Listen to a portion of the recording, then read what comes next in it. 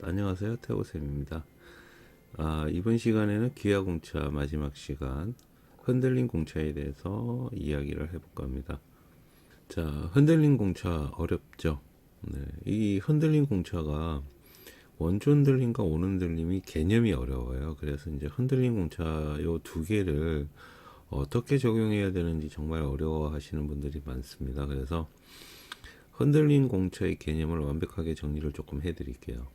그리고 흔들린 공차를 어디다 넣어야 되는지 더불어서 정확하게 알려 드리도록 하겠습니다. 그리고 이제 마이크를 좀 바꿨는데 목소리가 괜찮나 모르겠어요. 자, 흔들린 공차는 이제 조금 난이도가 있는 공차이기 때문에 실제 이제 도면의 모델링을 가지고 이제 설명을 조금 많이 하려고 합니다. 자, 흔들린 공차의 조건 정리를 해 드릴게요. 첫 번째, 끼워 맞춤이 발생하는 곳.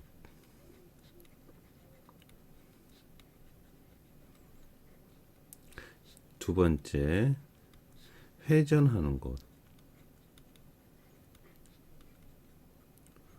세 번째, 기능적인 부분이 있을 것. 요 세 가지 조건이 부합을 하게 되면 우리는 흔들린 공차를 넣어야 됩니다.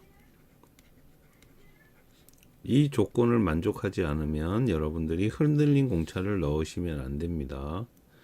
이 조건 세 가지를 만족한다는 거에 대해서 흔들린 공차를 넣어야 됩니다. 자, 이렇게 얘기하면 조금 막연하죠. 근데 우리가 회전체를 놓고 보면 쉽게 찾을 수가 있죠. 첫 번째가 축이고요. 두 번째가 V벨트 풀리죠.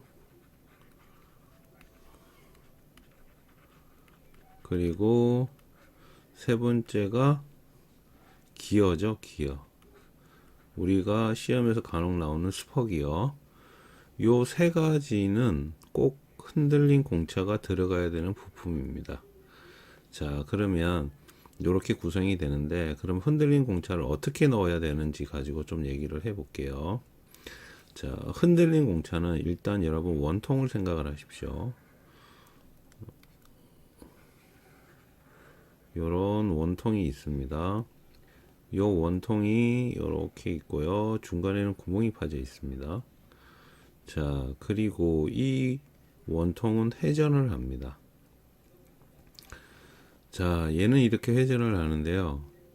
이 회전한다고 가정했을 때 첫 번째 원주 흔들림을 가지고 개념을 설명해 드릴게요. 원주 흔들림이라는 거는 어떤 거냐면 이 원통의 면이 있죠. 그러니까 원통의 면입니다. 원통의 이 동그스름한 면이 회전을 했을 때 뭐 그 이론적인 부분은 이렇게 되어 있습니다. 1회전 할 때 이렇게 이제 정의를 하고 있거든요. 근데 이런 건 좀 말이 어려우니까 여러분 이제 개념 이해하기 위해서 쉽게 제가 좀 설명을 할게요. 얘가 회전을 할 때 요 원통이 떨림이 발생을 합니다. 모든 회전체는 눈에 보이지 않는 떨림이 다 있습니다. 원을 정확하게 회전할 수는 없어요. 원을 정확하게 회전한다는 것은 불가능합니다. 기술적으로. 근데 이제 여기에 떨림이라는 거는 이제 좀 더 적게 얘기하면 진동이 되겠죠. 근데 이제 진동까지 내려가게 되면 눈에는 보이지가 않습니다. 그래서 이제 어떤 이제 측정 기구나 장비를 통해서 회전했을 때 떨림이 발생하는지 안 하는지를 확인하게 되고요. 그리고 이제 떨림이라는 거는 이렇게 되겠죠. 일단 회전할 때 이렇게 됩니다.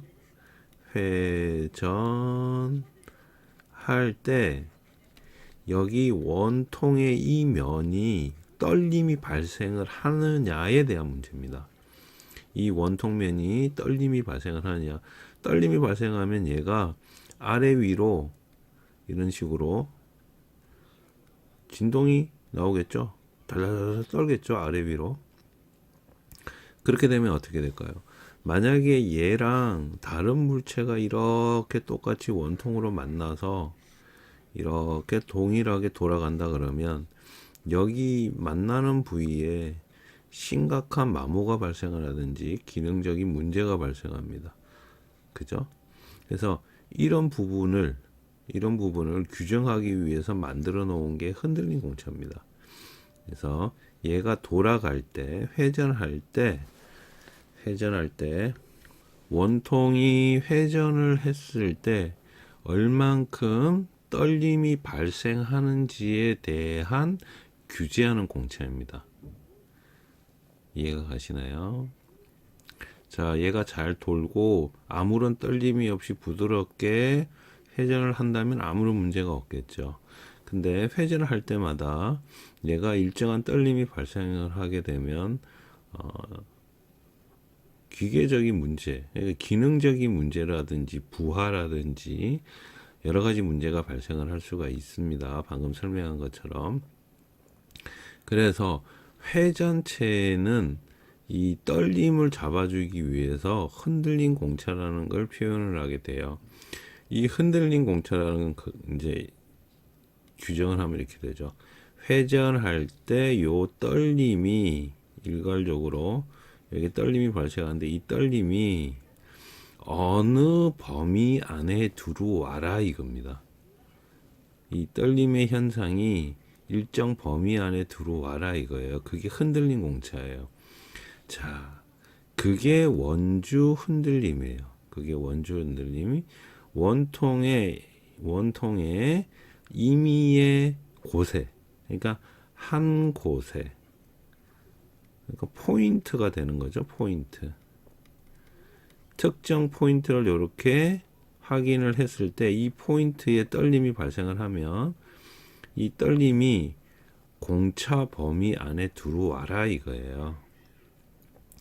그게 원주 흔들림에 대한 기본 개념이고요. 온 흔들림은 어떤 개념이냐면, 자, 원주는 하나의 포인트를 얘기하는 겁니다. 원주는 하나의 포인트고, 온 흔들림은 전체 면을 얘기를 합니다. 그래서 온 흔들림이 원주보다 개념이 더 커요. 그래서 원주와 온을 놔두고 비교를 하면 온 쪽이 커요. 원주는 하나의 위치를 지정하는 거고요. 위치 요거는 포인트가 됩니다. 포인트. 근데 요 온은 면을 지정하는 개념이에요. 면. 그래서 임의의 포인트를 전체를 다 측정을 하거나 확인을 하는 걸 얘기를 합니다. 그래서 오는 들림이 좀 더 범위 영역이 큽니다. 정확하게 말씀을 드리면. 그래서 보통은 원주 흔들림으로 흔들림 공차를 다 표기해도 문제가 안 생깁니다. 괜찮습니다. 근데 이제 특정 부분에 대해서 이제 오는 들림을 넣기는 하는데, 오는 들림은 제가 정의를 딱 내려드릴게요. 이제 요렇게 이제 면하고 포인트 이러면 또 헷갈리잖아요. 그러니까 요거를 조금 구분을 해서 어디에 넣어야 되고 어느 위치에 넣어야 되는지를 제가 정리를 해 드리겠습니다. 그래서 온하고 원주에 대한 정리를 조금 잘 해 드릴 테니까 잘 들어 두시기 바랍니다. 자, 이렇게 되어서 기본 개념은 아시겠죠? 이 부분은 우리가 이제 가장 많이 연습하는 동력 전달 장치죠. 동력 전달 장치 가지고 흔들림 공차 좀 더 설명을 해 드릴게요. 우리가 원을 그린다고 가정을 했을 때 이 원의 둘레 있잖아요. 이 원의 둘레. 원의 둘레는 뭐라 그러죠? 원주라 그러죠, 우리가. 그죠? 원의 둘레는 원주죠. 그러면 뭐예요? 원주에 대한 흔들림이잖아요. 즉, 이 원이 얼만큼 흔들리냐에 대한 얘기란 말이에요. 원주 흔들림이. 자, 그래서 개념을 잡습니다. 앞에서 설명을 했지만 한 번 더 개념을 더 잡고 갈게요. 자, 우리 벨트 풀리 가지고 얘기를 좀 해볼게요. 벨트 풀리가 있는데 이 벨트 풀리가 이렇게 단면상으로 이렇게 V자 홈이 나와 있는데 요 V자 홈이 아래 위로 떨리면 어떻게 되죠? 문제가 생기죠. 아래 위로 떨리게 되면 뭐 여기도 마찬가지고 여기도 마찬가지고 어느 곳이든지 아래 위로 떨림이 발생한다면 문제가 생기게 되죠. 그래서 이런 문제를 해결하기 위해서 떨리더라도 어느 한 공차 범위 내에서만 떨려라 라고 하는 게 원주 흔들림이에요. 원에 대한 흔들림을 규제하는 게 원주 흔들림이에요. 자, 그러면 원이 있고 얘가 회전을 했을 때 어떤 물체가 회전을 했을 때 원주에 해당하는 흔들림이 발생을 하면 원주 흔들림이 되는 거고요. 자, 우리 요 기어 있잖아요. 기어도 이렇게 원통형으로 생겼다고 볼 수 있죠. 자, 기어를 설명하면 입뿌리 원이 있고 그 다음에 피치 원이 있고 그리고 이끝 원이 있죠.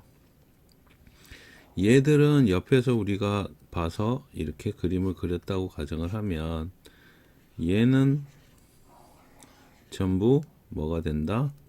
원의 둘레가 되죠. 얘도 원의 둘레. 근데 기어가 위에서 맞물려서 돌아가잖아요. 맞물려서 돌아가기 때문에 이 끝 원의 기어의 이 끝 원의 이 원의 부분이 아래 위로 떨림이 발생을 하면 기능적으로 혹은 다른 부품과의 조립이라든지 여러 가지 문제가 발생을 하죠. 그래서 이 원에 대한 어떤 떨림이 있나 없나를 규제를 하는 거예요. 이 끝 원은 기어의 이 끝 원은 다른 부품에 바로 접촉되어서 다른 부품과 만나는 원입니다. 그죠? 이 뿌리원은 안 만나죠.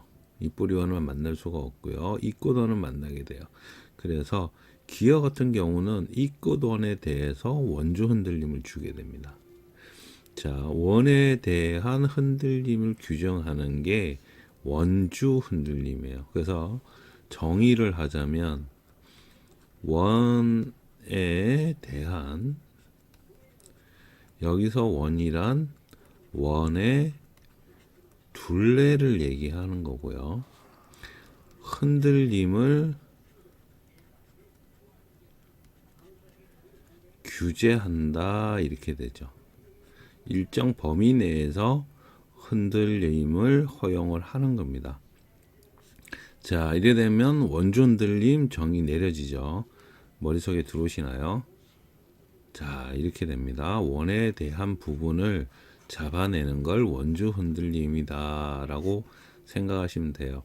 제가 왜 반복해서 계속 얘기를 하냐면 여러분들이 이걸 굉장히 어려워하시고 헷갈려 있어서 그래요. 그래서 조금 똑같은 얘기를 여러 번 해서 여러분들한테 머리에 잘 들어갈 수 있도록 계속 얘기를 합니다.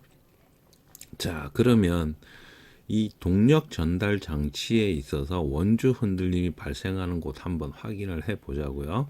자, 첫 번째 기어 볼게요. 기어 여기에 있는 요 면, 원통면 방금 설명한 거, 그리고 벨트 풀리의 가장 요 끝에 있는 면, 그죠? 흔들림이 발생을 한다면, 그 다음에 어디 있나요? 축에 여기 끼워 맞춤이 있고 회전하는 면, 그리고 베어링이 조립되어서 끼워 맞춤이 있고 회전하는 면, 그리고 여기에도 마찬가지고 여기에 오일실과 카라가 들어가는 면, 여기 다시 벨트 풀리가 들어가는 면. 지금 이렇게 빨간색으로 선을 그어 놓은 부분이 원주 흔들림이 다 생기는 부분이죠. 이 원주 흔들림을 다 규정할 수 있는 부분이다, 그렇죠? 그리고 또 하나 더 볼 수 있다면 어디나요?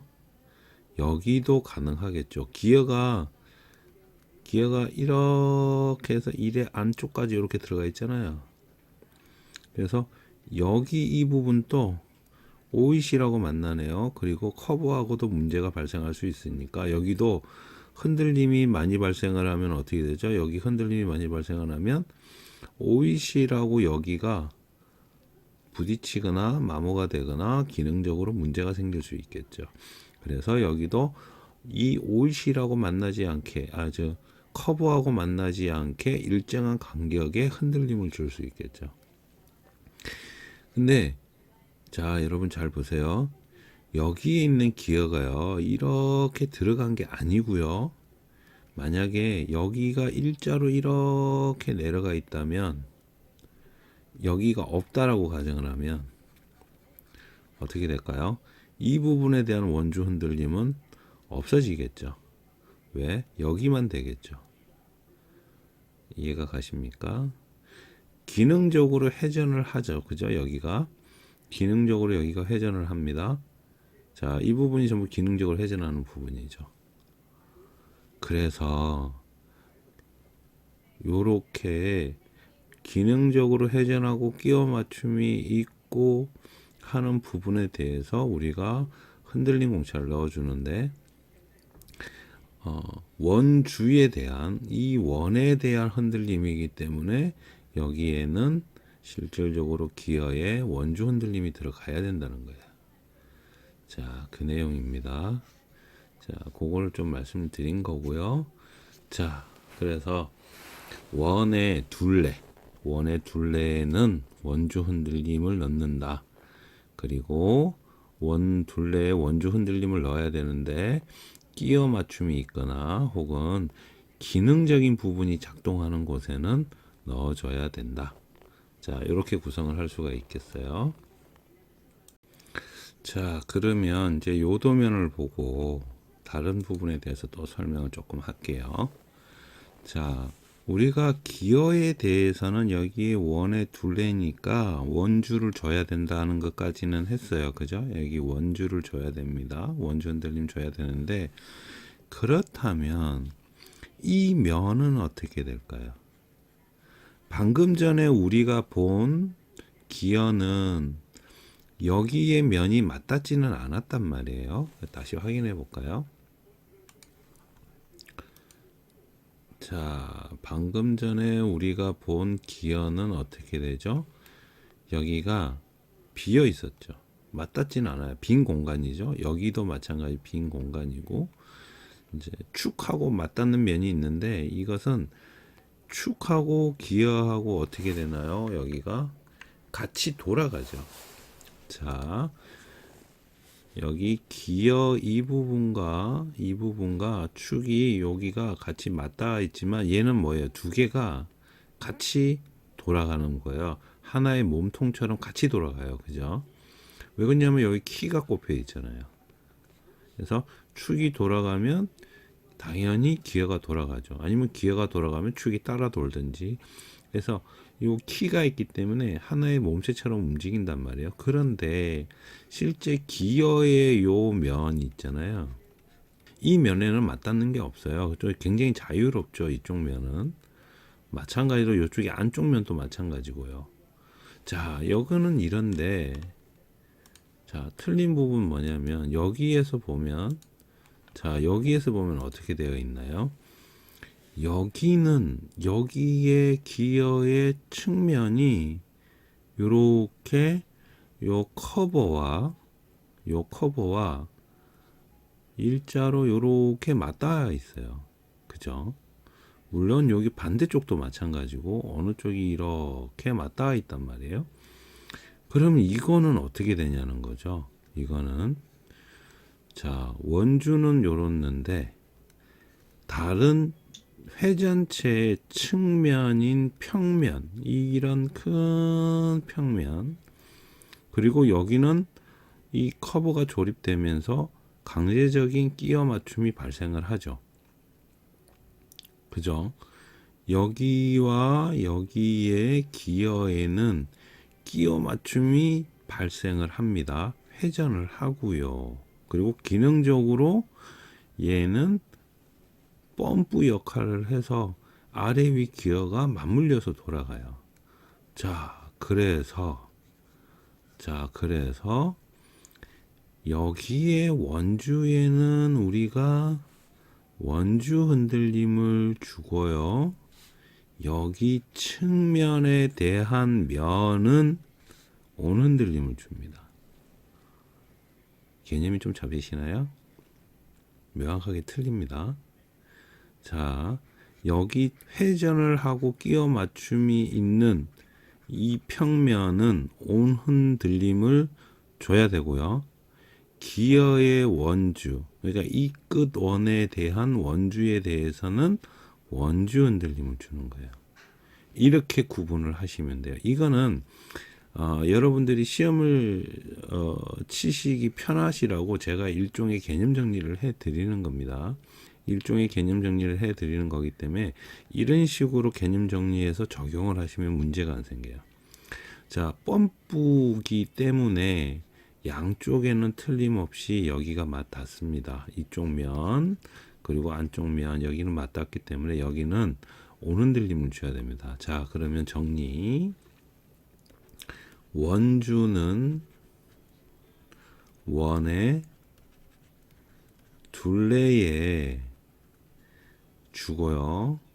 온흔들림은요 원의 면에 여러분들이 기하 공차값을 주시면 됩니다. 자, 이게 정의. 요거 가지고 정의할게요. 그래서 요렇게만 딱 기억하시면 돼요. 나머지는 필요가 없습니다. 자, 요렇게만 하셔서 시험에 적용시키면 문제될 일이 전혀 없습니다. 우리가 도면을 한번 보자고요. 이 상태 가지고. 자, 기어죠. 자, 기어부터 한번 해볼게요. 갑자기 축 이러면 축에는 좀 많이 들어가 있어서 축 이러면 너무 복잡하니까 기어부터 한번 해볼게요. 자, 기어와 벨트 풀리는 흔들린 공차가 들어가는 게 똑같습니다. 동일한 곳에 들어갑니다. 그래서 이제 기어 먼저 말씀을 드리면 여기에 있는 요 원의 둘레 요거 파이 44는 이 끝 원의 둘레죠. 그래서 자, 데이터는 필요하죠. 데이터는 어디 잡았냐면 중간 축을 잡았는데 자, 여러분 요거는 거진 공식과도 같은 거예요. 그래서 스포기어에 흔들림 공차 넣는다 그러면 딱 이렇게 넣으시면 돼요. 그리고 이제 여기 있는 도면이 딱 표준 도면이라고 생각하시면 돼요. 표준 도면. 만약에 스포기어를 그렸다 그러면 이런 식으로 투상도를 구성을 하고 치수 넣고 스포기어 요목포 넣고 해서 이렇게 딱 구성이 됩니다. 이게 딱 이래요. 더 이상 뭐 들어갈 것도 없고. 자, 근데 여기서 잘 봐야 될 거는 데이텀이죠. 우리가 이제 데이텀을 잡았는데 어디다 잡았냐면 12파이 H7에 대한 데이텀을 잡았어요. 요렇게 치수에 만나게 연관되게 치수를 요렇게 데이텀을 요렇게 잡게 되면 뭘 잡는다 그랬냐면 축선을 지정한다고 한 거 기억나시죠? 축선을 잡게 됩니다. 그러면 12파이에 대한 중심축을 잡게 되는 거죠. 그죠? 자, 이렇게 12파이에 대한 중심축을 이렇게 지정을 하고서요. 자, 그런데 여기에 치수는 이렇게 넣는 거 아니죠? 왜 이렇게 넣는 거 아닌가요? 여기 이 부분은 뭐냐면 여기 키가 들어가는 자리죠. 키가 들어가는 자리이기 때문에 여기가 원이 이렇게 나오지를 않아요.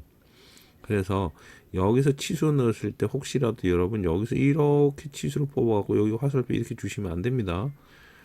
여기 키가 있는 빈 공간이기 때문에 여기 원이 안 만들어져요. 그죠? 그래서 이건 어떻게 이런 식으로 반대편 화살표를 그리지 않습니다. 생략을 합니다. 그리고 한쪽 방향으로 이렇게 치수를 주시는 거예요. 그러면 12파에 대한 치수가 들어가 있고 거기에 데이텀을 잡았어요. 데이텀은 D라고 잡았고요. 자, 데이텀 D는 12파의 축선에 대한 규정이죠.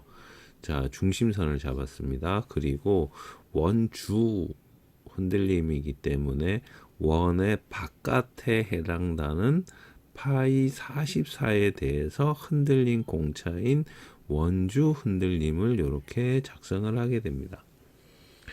자, 원주 흔들림을 이렇게 작성을 하게 되는데 데이터 값을 넣어야죠. 이 데이터 값 넣는데 기준 치수는 어디냐면 요거죠.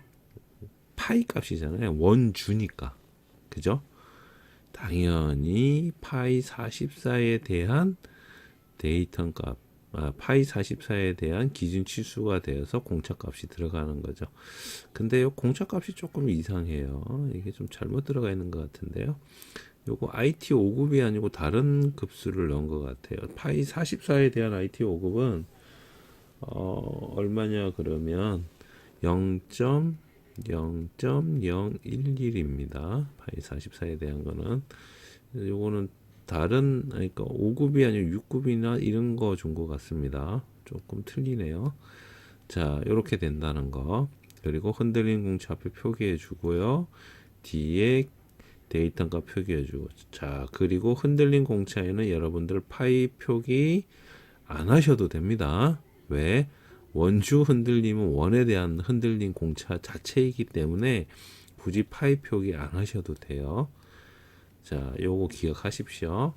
그래서 그러면 슈퍼 기어는 이 끝 원에만 요렇게 주면 되네라고 여러분 생각하시면 되는데, 그리고 여기서 한 가지 더, 만약에 이쪽의 면도 중요한 것 같다, 혹은 여기에 뭔가가 이렇게 붙어서 여기 간격을 조금 조정하거나 여기가 아까 얘기했던 면에 대한 흔들림이 없어야 되는데 라고 생각을 하시면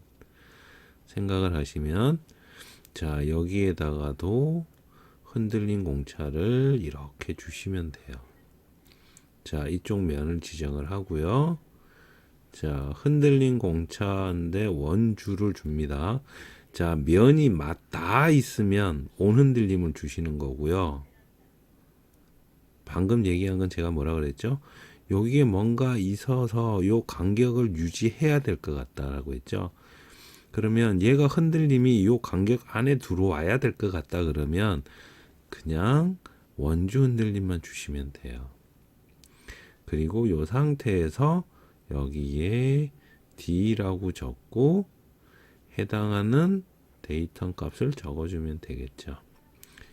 이렇게 들어간 형태로 되어 있는 이런 형태의 기어입니다. 방금 설명한 기어는 여기가 안 들어가 있었어요. 여기가 요만큼 짧은 기어였고 얘는 여기까지 쭉 들어가 있는 기어인데, 요거는 그러면 우리가 여기다가 이렇게 오는 들림을 줬지 않습니까? 이래가 치수 이렇게 해서 여기다가 이렇게 원주 흔들림을 줬지 않습니까? 흔들림 공차를. 자, 예를 들어서 데이터 메일에 대해서 흔들림 공차를 줬는데, 그럼 여기는 어떻게 될까요? 여긴 줘야 될까요? 말아야 될까요? 자, 여기도 당연히 뭐가 있죠? 오일실에 대한 끼워 맞춤이 발생하고 여기 커버와의 일정한 간격을 유지를 해야 됩니다. 그렇기 때문에 어떻게 된다고요? 여기도 흔들림 공차 들어가야죠. 당연히 이 부위에 대해서도 흔들림 공차가 들어가는 게 맞겠죠. 그래서 여기도 흔들림 공차를 이렇게 넣어줘야 돼요. 자, 요거를 도면상으로 한번 볼까요? 어떻게 해놨는지. 여기에 우리가 데이터 값을 줄 수 있다 그랬죠. 키의 중심인 축의 중심을 여기는 18파이의 H7로 구성이 되어 있네요. 여기에다가 데이터 잡았습니다. 자, 그러면 중심선을 잡았어요. 그리고 원주 흔들림이니까 원의 끝인 여기 이 부분 54의 H6이네요. 자, H6 이게 맞나요? 54의 H6 이거는 조금 이상한데요. H6은 기어는 끼워 맞춤이 아닙니다. 이거는 조금 잘못되어 있네요. 자, 이건 아닙니다. 자, 54만 보세요. 54만. 여기가 예를 들어서 이런 식으로 조립이 된다면 모르겠는데, 이렇게 조립되더라도 이렇게는 표현 안 하거든요. 이건 아닙니다. 이거는 보지 마세요. 이건 보지 마세요. 자, 54입니다. 그죠? 54에 우리가 어떻게 해요? 원주 흔들림 값 그리고 데이터 C에 대해서 자, 54에 대한 공차 값 이렇게 준 거죠. 자, 그 다음에 옆에 거 하나 볼까요? 아까 끼워져 있었잖아요. 그리고 얘는 회전을 하죠. 똑같이. 자, 그리고 기능적인 부분도 있습니다. 그러다 보니까 어떻게 돼요? 흔들린 공차, 원주 흔들림 들어갔죠. 똑같이 C 기준에 대해서 30에서 이렇게 데이터 값 들어가죠. 자, 0.011 둘 다 똑같죠. 이게 아마 데이터 공차가 30에서 아마 80까지인가 그럴 거예요. 그래서 아마 이렇게 같이 표현이 될 겁니다. 확인을 안 해봤는데. 자, 그래서 이렇게 됩니다. 다음에 다음 것도 하나 볼까요? 자, 이번에는 벨트 풀리 가지고 얘기를 해볼게요. 자, 벨트 풀리인데 여기는 자세히 보시면 어떻게 되어 있나요? 여긴 키가 아니에요. 그냥 구멍이 뻥 뚫려 있고, 여기 구멍 뚫린 자리 요 옆에 자세히 보시면 여기 뭐죠? 볼트로 조립하게 되어 있죠. 자, 이렇다면 우리가 중심선 또 똑같이 잡아야 되잖아요. 그럼 안에 있는 중심을 잡고 싶어요. 여기를. 그럼 여기에 해당하는 치수는 뭔가요? 38이죠. 그죠? 자, 38에 대해서 우리가 데이텀을 잡으면 될 것 같아요. 그죠? 자, 그래서 38에 대해서 데이텀을 잡습니다. 이렇게 따서 여기에다가 A라고 데이텀을 잡고요. 데이텀 기호 넣어주고요. 그리고 자, 원주죠. 벨트의 가장 끝부분인 115.4에 대한 원주 흔들림 값을 줄 겁니다. 뭐 위에다 여기다 주셔도 되고 여기다 주셔도 되고 어느 쪽이든 상관없는데 여기는 지금 상세도 그려져 있으니까 여기다 뽑으면 복잡하니까 아래쪽으로 자 이런 식으로 뽑습니다. 똑같이 만들어서 뽑고요. 자 데이터 값 자 데이터 값 요렇게 해서 여기에 흔들림 공차 원주 흔들림 그리고 A 자 115.4에 대한 흔들림 공차 값을 찾으시면 돼요. 115.4가 흔들림 공차 값이 어떻게 될까요? 자 115.4는 흔들림 공차가 80에서 120까지네요. 그래서 0.015가 들어갑니다. 이렇게 넣어주면 되겠죠. 그리고 이제 아까 얘기했다시피 여기 벨트 풀리도 여기에 뭔가가 중요한 게 붙어요. 아니면 그냥 벨트 풀리 양쪽이 빈 공간이다? 그러면 이렇게만 주시면 되는데 양쪽에 뭔가가 붙는데 자 지금 얘기하는 거는 면에 대한 게 아닙니다. 지금은 면 얘기가 아니에요. 지금은 면 얘기가 아닙니다. 뭔가가 이렇게 가까이 온다는 얘기예요. 가까이. 그래서 얘가 떨림이 발생을 했을 때 치고 나가면 안 되니까 그러면 이쪽에 가까이 오는 쪽으로 해서 여러분들이 이런 식으로 흔들림 공차를 주실 수는 있어요. 근데 뭐 굳이 안 주셔도 상관없어요. 안 주셔도 상관없어요. 그래서 기본적으로 벨트 풀리랑 기어는 흔들림 공차가 두 개가 동일하게 들어가고 아까 기어처럼 여기가 이렇게 튀어나와 가지고 또 여기가 끼워 맞춤이 발생한다. 여기에 끼워 맞춤 발생해 가지고 여기가 이제 치수가 뭐 파이가 얼마에 들어간다 그러면 여기다가 또 흔들림 공차 또 주시면 된다는 거예요. 원주 흔들림으로. 이해가 가시죠? 요거 다시 볼까요? 요거 볼까요? 그러면 요걸 볼게요. 자, 기업 펌프고 기업 펌프 이쪽 면은 요렇게 맞닿아요. 끼워 맞춤 발생하죠. 당연히 얘 회전합니다. 기능적으로 중요하죠. 이런 식으로 직접적으로 면이 다 있는 부분에는 뭘 준다고요? 온흔들림을 준다고요. 이렇게 되어 있는 부분은 온흔들림을 주실 때 이것도 예제를 보고서 같이 해보면 자 이런 식으로 기어가 있습니다. 기어가 있으면 여기는 똑같죠. 아까 우리 했던 거 데이터 잡는 거 똑같죠? 그죠?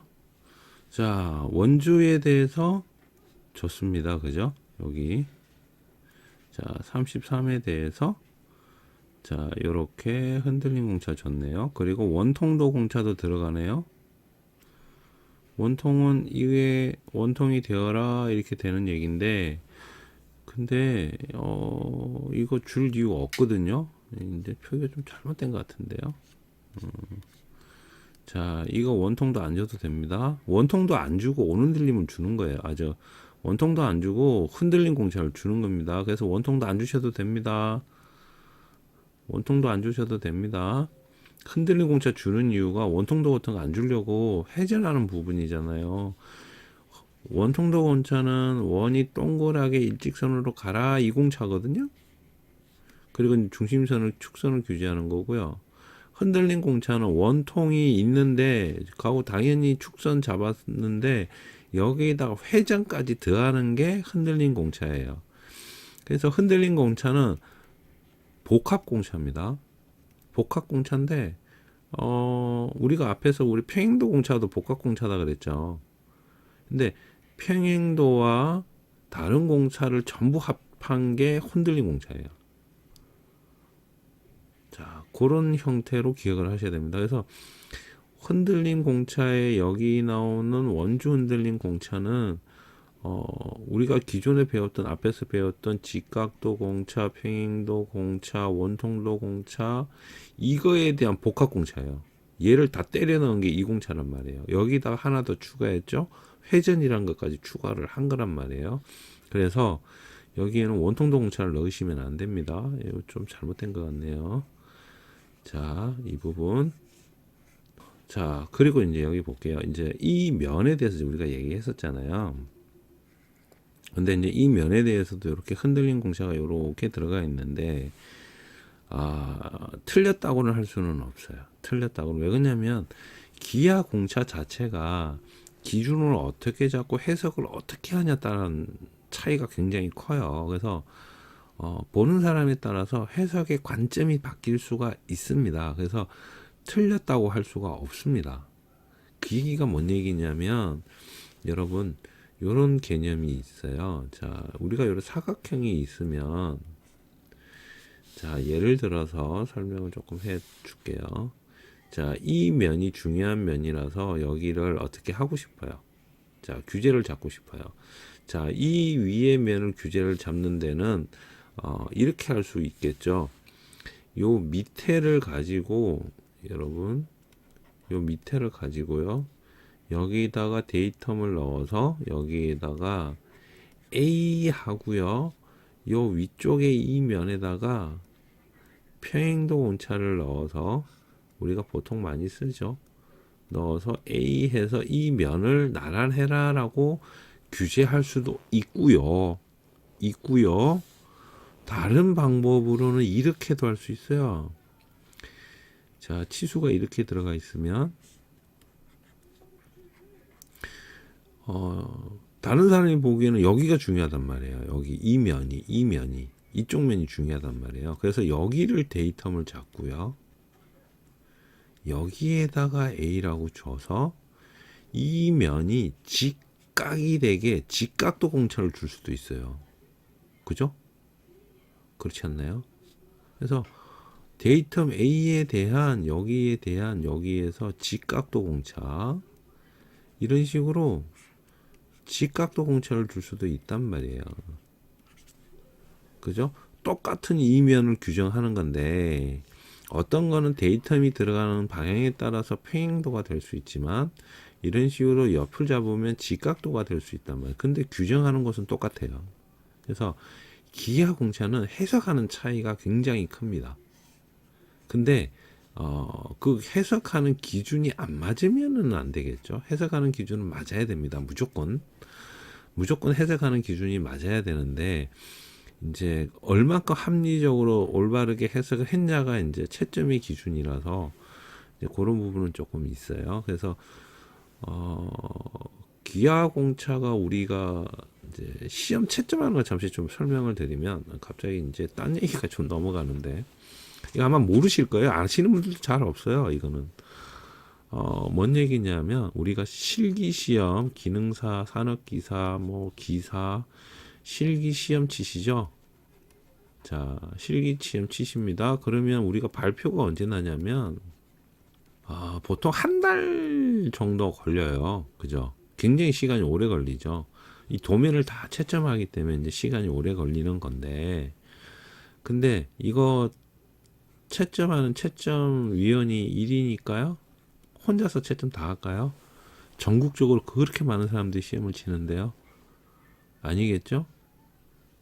여러분들이 계시겠죠. 뭐 지역별로 계시든 아니면은 뭐 시험지를 한 곳에 모아서 거기서 채점을 하시면, 참고로 산업인력관리공단 본부는 울산에 있습니다. 울산에가 산업인력관리공단 본부가 있어요. 서울 아닙니다. 보통 서울로 아시는 분들이 많은데 서울 아니고 울산에 있습니다. 자, 근데 여기 1인이 다 할 수는 없죠. 그럼 여러분들이 있겠죠. 그래서 여러분들이 한 달 걸리는 이유를 제가 설명해 드릴게요. 이게 왜 그러냐면, 여러분들이 시험을 쳐서 답안을, 그러니까 시험지 있죠? 우리 이제 도면이죠. 답안을 이렇게 내시면 요 답안을 4명이 채점을 합니다. 4명이 채점하고요. 이 4분이 채점을 하시는, 똑같은 답안을 4분이 채점하세요. 채점하고요. 제일 높은 점수, 그리고 제일 낮은 점수 두 개를 제외를 하고 중간 점수를 가지고 평균을 내서 여러분들이 시험이 당락이 결정이 됩니다.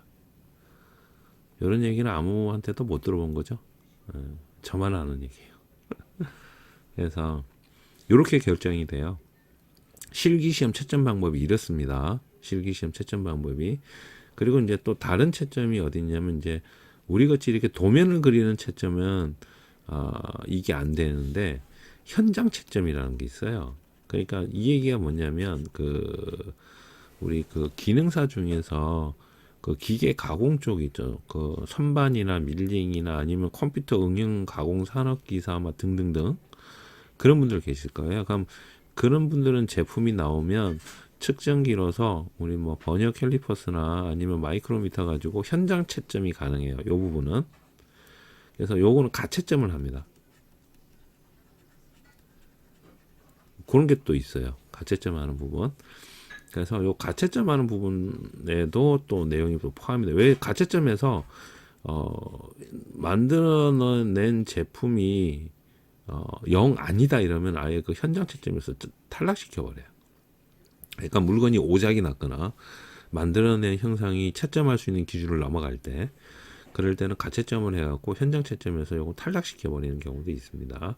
그래서 여러 가지가 있는데, 여러분들 시험 치시면 일단 우리 이제 도면 같은 경우는 4인이 채점을 하고요. 그리고 가장 높은 점수, 낮은 점수를 빼고 중간에 있는 점수 2개를 가지고 평균을 내서 여러분들이 최종 답안에 합격할 때 큐넷에서 조회하면 자기 합격 점수가 나옵니다. 그 점수가 이 점수예요. 어떻게 하는지는 묻지 마세요. 네. 왜 그러냐면, 말씀드려도 되나 모르겠다. 이거 제가 블로그에 잠시 이력에 올려놨다가 지운 내용이라서 좀 말하기가 좀 곤란하기도 하고, 그런 게 있어요. 그런 게 있어요. 나중에 또 모르겠어요. 나중에 가서 또 이제 얘기해 드릴 수도 있는데, 네, 그렇습니다. 자, 그래서 요런 게 있습니다. 얘기가 잠시 샜네요. 어디까지 했죠? 하여간 요거 했었죠. 면에 대한 원주 흔들림 공차를 요렇게 우리가 넣는데, 요거는 조금 안 맞아요. 안 맞습니다. 그래서 여기가 끼워 맞춤이 발생을 하고 기능적으로 중요하고 회전체다 그러면 원주가 아니고 여기는 온흔들림이 들어가는 게 맞습니다. 하나 더. 이렇게 해줘야 더 정확해요. 이렇게 해줘야. 이해가 가시죠? 이거는 우리가 방금 본 펌프에 대한 특성이에요. 펌프에 들어가는 기어에 대한 특성이 이렇게 되는 거예요. 펌프에 대한 기어의 특성이 이렇게 되는 건데, 이게 아니고 앞전에 설명한 기어만 하나 동그라니 이렇게 남아있다면, 기어만 하나 덜렁 있다면 그거는 이거 안 해줘도 된다고요. 이거 굳이 해줄 필요 없어요. 그냥 요것만 넣어주시면 된다고요. 근데 펌프에 끼워 맞춤이 양쪽 면에 작용하고 얘가 회전하면서 돌아가는데 기능상으로 중요하다 그러면, 그때는 이런 식으로 온 흔들림이 들어가야 됩니다. 자, 나는 머리 아파 모르겠어요. 이러면 어떻게 해야 된다? 그냥 이것만 넣으세요. 그러면 헷갈린다 이러면 요것만 넣으시는 것도 답입니다. 자, 그래서 이제 축을 한번 보자고요. 축이 이제 실제적으로 많이 들어가는데, 자, 전제 조건 끼워 맞춤이 있고 회전한다. 끼워 맞춤이 들어가는 곳은 우리 여기 키 있는 곳은 뭐죠? 여기 키죠. 여기 키죠. 그럼 여기는 뭐예요? 뭔가 들어온다는 얘기예요. 뭔가 조립이 된다는 얘기죠. 보통 축에 키가 있으면은 뭐예요? 기어 아니면 벨트 풀리죠. 그렇습니다. 기어 아니면 벨트 풀리가 들어와요. 그럼 여기에는 무조건 끼워 맞춤이 존재해요. 없을 수가 없죠. 그래서 여러분들 축 그리시고 끼워 맞춤 넣으실 때 키 있는 곳은 무조건 끼워 맞춤 이렇게 넣어 주셔야 돼요. 여기 있는 것처럼 끼워 맞춤 넣어 주셔야 되죠. 여기에도 끼워 맞춤 넣어 주셨죠. 끼워 맞춤이 있고 회전을 하는 곳은 어떻게 해요? 기하 공차 무조건 들어가야 됩니다. 그 중에서 흔들린 공차는 꼭 들어가야 됩니다. 자, 흔들린 공차 이렇게 들어갔어요. 그리고 여기에도 어떻게 돼요? 여기는 뭐가 붙겠죠 또? 여기는 뻔하죠? 오일실이죠? 왜 오일실인가요? C에 대한 상세도에 여기 나와 있어요. 요 상세도는 뭐에 대한 상세도죠? 오일실에 대한 상세도죠. 당연히 여기도 끼워 맞춤 공차가 들어가고 헤어전을 합니다. 그럼 어떻게 해요? 넣어줘야죠. 흔들린 공차. 12와 15에 되니까 우리 치수가 얘가 11짜리니까 얼마 정도 되나요? 모르겠네. 한 10에서 30 되나요? 뭐 그렇게 되겠다. 그죠? 그러면 뭐 치수가 얼마 차이 안 나니까 기하 공차값 두 개 똑같네요. 같이 넣었네요. 여기는 어떻게 돼? 여기는 14네요 또. 그럼 기하 공차값도 똑같네요. 여기는 12에서 15가 0.011이니까 여긴 당연히 14니까 1 똑같겠죠? 편심축인데 여기에 아까 이제 방금 전에 동심축도 여기에 원통을 잡았잖아요. 여기도 지금 원통을 잡았는데 보통 우리가 축을 그리게 되면 이렇게 그리죠. 이렇게 해서 이렇게 그리죠. 여기에 뭐 A부터 이쪽에 반대편에 뭐 B까지 하든 뭐 A까지 하든 보통 이렇게 그리는데 자, 요거 차이는 여러분들이 제가 설명한 인강을 정말 잘 듣고 이해를 다 하셨다면 요걸 보시면 다 이해가 돼요. 자, 무슨 얘기는지 설명을 좀 드릴게요. 요 D는 15파이에 대한 원통의 센터를 잡습니다. 여기를 잡는 거예요. 15파이에 대한 원통의 센터를 잡았습니다. 자, 색깔을 좀 바꾸고요. 다시 15파이에 대한 원통의 센터를 데이텀 D로 잡았습니다. 그리고 이 데이텀 D를 보면 첫 번째 옆에 거 볼게요. 똑같은 15파이고 흔들린 공차를 넣었어요. 그리고 D에 대해서 이렇게 했습니다. 그러면 요 데이텀은 요 축선에 대해서 흔들림을 발생을 합니다 했죠. 근데 여러분 이거 기억나세요? 동심도 공차할 때 중간에 뭔가가 있어서 양쪽의 원이 두 개가 떨어지면 뭘 넣어줘야 된다 그랬냐면 동심도 꼭 넣어줘야 된다 그랬죠. 여기의 축과 여기의 축은 나란해야 됩니다. 그죠? 나란해야 돼요. 자, 데이텀을 어디 잡았냐면 여기 15파이에 대한 데이텀을 잡았기 때문에 여기에 있는 15파이에 대한 데이텀은 아니에요. 이거 아닙니다. 그래서 어떻게 해야 되냐면 여기에 하나 더 넣어줘야 돼요. 동심을 넣어줘야 돼요. 동심은 D입니다. 이해가죠? 그리고 요 파이 값에 대한 공차값 여기 이렇게 들어와야죠.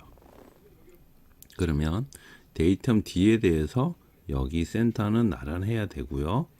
그리고 데이텀 D에 대해서 흔들림이 발생하면 안 됩니다. 이러면 맞아요. 근데 여기 지금 빠졌죠. 자, 그런 내용이에요. 여기도 어떻게 돼요? 마찬가지예요. 여기도 이렇게 해서 동심도 이렇게 들어가 줘야 됩니다. 자, 이게 귀찮으니까 이거 하려면 복잡단 말이에요. 이렇게 하려면 복잡고 일일이 또 다 넣어줘야 되니까 어떻게 하냐. 축선을 다이렉트로 잡아버리는 거예요. 여기를. 이런 식입니다. 그래서 여기에다가 이렇게 축선에 대해서 지시를 하는 거예요. 자, 이렇게 지시해야지 이 전체 축에 대한 흔들린 공차를 넣기가 정말 좋거든요. 그래서 이렇게 하는 겁니다. 그리고 또 한 가지, 여러분 편심축이 있으면 이제 요거는 이제 예라서 제가 이제 요 도면을 들고 왔는데, 여기 보면 원통도가 있고 평행도가 있잖아요. 근데 이제 여기서 조금 잘못된 게 요게 잘못됐어요. 원통도가 들어가는 게 아니고 흔들림이 들어가야 되죠. 요 평행이라는 거는요, 여기 중심 축에 여기 원통이 나란해라 이거죠. 편심이기 때문에 요거 차이 나는 만큼, 요 치수가 차이 나는 만큼 얘는 서로 나란해야 되죠. 그죠? 여기 중심 자체가 이런 식으로 나란해야 되죠. 그래서 평행도가 들어가는 게 맞습니다. 평행도 들어가고 그 다음에 뭐 흔들린 공차 넣어주는 게 맞죠. 그래서 여기는 이게 아니고 여기는 흔들림이 들어가야 되죠. 이런 식으로. 자, 그래서 아까처럼 우리가 이렇게 그냥 축이 간단하면 그냥 여기 잡고서 바로 이렇게 주셔도 되는데, 우리는 이제 요런 축은 잘 안 나오고 실제 시험 치면 어떤 축이 나오냐면 이런 축이 나오죠. 시험 치면 주로 이제 이런 축이 나오는데, 여기 그 중에서는 이 축은 좀 복잡한 축에 조금 들어가는 축이라서, 자, 이 축을 보고서 이제 여러분한테 이제 전체적으로 설명을 드리면 이렇게 되는 거죠. 동심도 공차기 때문에, 흔들린 공차기 때문에, 자, 축선에다가 D에서 D까지 해서 이렇게 잡았습니다. 그리고 여기서 주의사항, A부터 B까지라고 여러분 혹시라도 적으시게 되면요, 여기에 D라고 표현하는 게 아니고요, A-B라고 표기를 해 주셔야 돼요. 여기 표기가 이렇게 들어가야 된다는 거예요. 그래서 A-B까지 표기를 하는 게 조금 귀찮잖아요. 요렇게 표기하기 귀찮으니까 그냥 D에서 D까지 해서 그냥 D로 가는 겁니다. 그냥 D로. 자, 그 상태인 거고, 이 D를 가지고 어떻게 한다? 여기에 끼워 맞춤이 발생하는, 키는 아까 무조건 끼워 맞춤 발생하는 곳이라 그랬잖아요. 여기는 뭐예요? 흔들림 공차 무조건 들어가야 되는 거예요. 그죠? 되었죠? 그럼 여기 원통에도 또 뭔가가 들어가네요. 끼워 맞춤이 발생하네요. 똑같이 넣었어요. 그리고 또 한 가지, 여기에도 끼워 맞춤이 있네요. 그래서 또 넣었습니다. 자, 여기 보면 이거 있죠? 조금 특이한 거.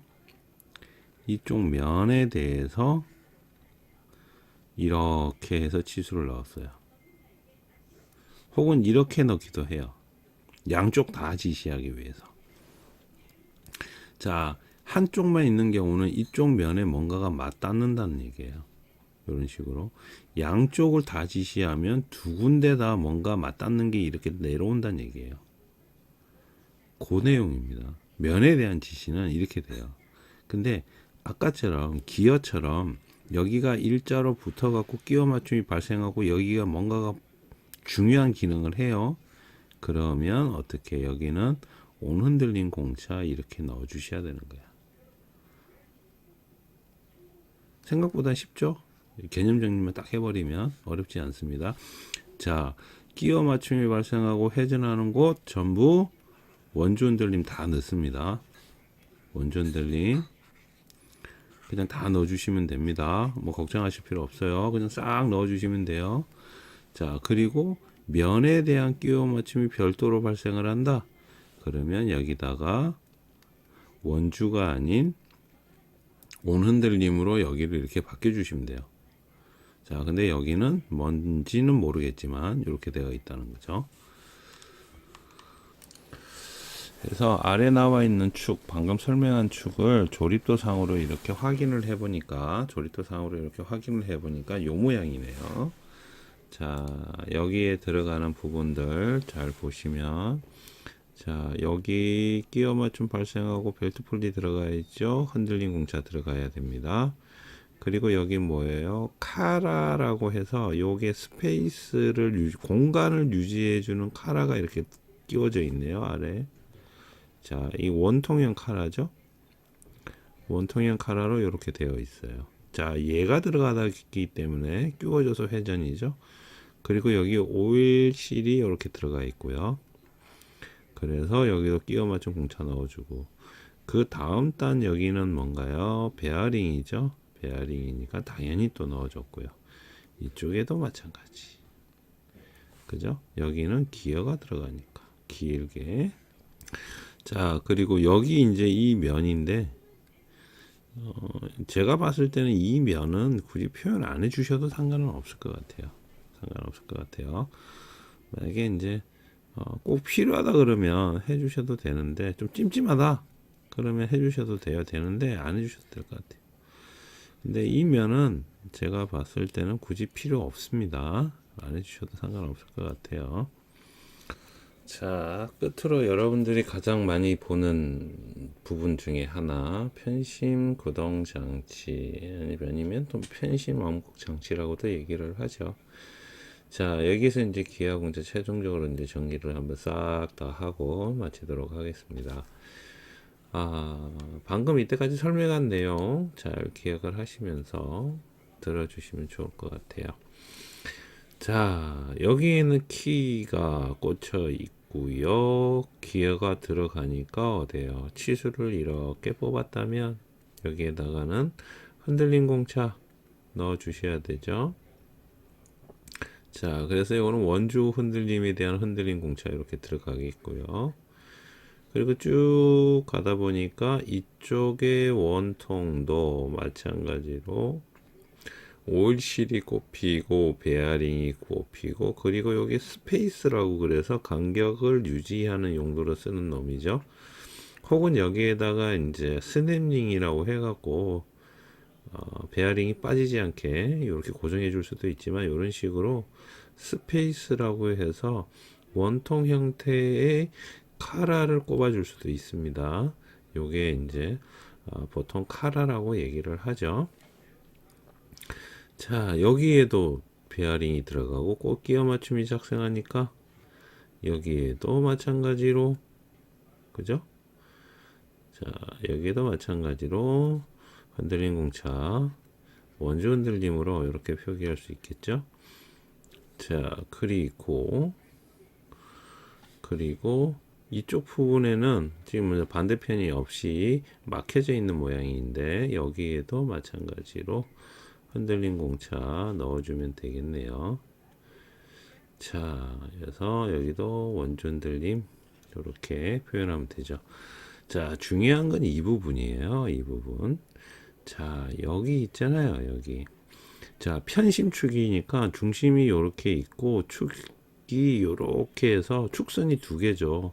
왜냐면 원통이 여기와 여기가 서로 중심이 틀리기 때문에 우리가 편심이라고 얘기합니다. 그래서 여기에다가도 우리가 공차 값을 넣어줘야 돼요. 자, 여기도 흔들림 공차 이렇게 들어가야 되겠죠? 그런데 이쪽 면 있잖아요. 여기 면. 여러분 잘 보십시오.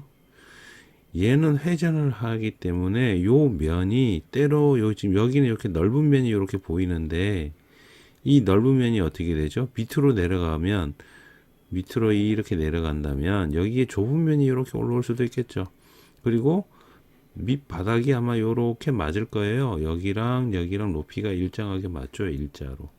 한 군데 포인트가 이렇게 일자로 맞아질 거예요. 그죠? 그러면 여기에 역시 어떻게 되나요? 이런 식으로 흔들림 공차가 들어가야죠. 여기에 원통에 대한 흔들림도 들어가야 되지만 옆에 요 축의 폭에 대한 흔들림도 이렇게 들어가는데, 이와 같이 면이 위에 있는 얘와도 맞아야 되고요. 그리고 여기 카라가 꼽히는 이 면하고도 얘가 떨림이 발생하면 안 되잖아요. 이럴 때는 우리가 뭐 한다고요? 온흔들림 넣어준다고요. 온흔들림. 요럴 때는 온흔들림. 이 면을 전부를 다 잡아줘야 될 때. 요럴 때는 온흔들림만 넣어주시면 됩니다. 근데 이게 아니고 그냥 우리가 예를 들어서 여기가 그냥 베어링만 요렇게 온단 말이에요.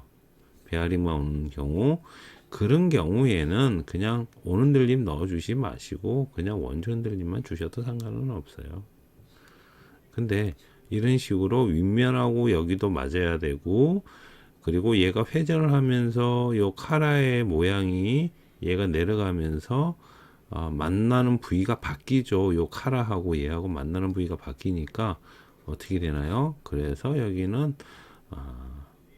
원주 흔들림이 아닌 온 흔들림으로 이렇게 화살표 2개짜리 온 흔들림으로 표기를 해 주시는 게 좋습니다. 자, 이게 이제 기본적인 거예요. 그러면 편심 구동장치, 즉 편심에 대한 축을 그릴 때는 요런 사항이 있다면 어떻게 해요? 온흔들림 넣어주고, 이게 없다면 전부 원주 그냥 다 넣어주세요. 그러면 심플하죠. 정리가 한 방에 딱 되죠. 정리가. 그리고 아까 우리 기업 박스 봤잖아요. 기업 범프. 그런 거 같은 경우는 어떻게 해요? 온흔들림. 기어의 양쪽 면이 끼워 맞춤이 있고 돌아가기 때문에 그런 거는 온흔들림. 여기도 마찬가지 여러 가지가 이렇게 복합적으로 다 이루어져야 되기 때문에 여기도 온흔들림. 근데 이게 아니야. 그냥 얘가 혼자 놀아요. 그러면 굳이 온흔들림까지는 줄 필요가 없다는 얘기입니다. 자, 그래서 정리를 한번 해볼까요? 정리를 해보면 이렇게 되겠죠. 자, 첫 번째. 자, 기어. 자, 첫 번째. 기어. 그리고 V 벨트 풀리. V 벨트 풀리에는 원주 흔들림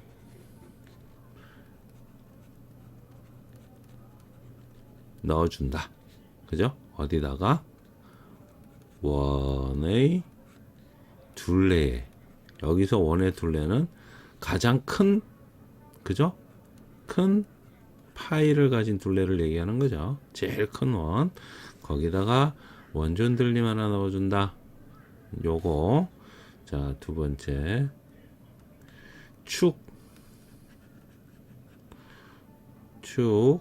축에 조립되는 부분, 그리고 끼워 맞춤이 있는 부분. 자, 조립이 된다는 얘기는 끼워 맞춤이 있다는 얘기랑도 동일한 내용이죠. 그죠?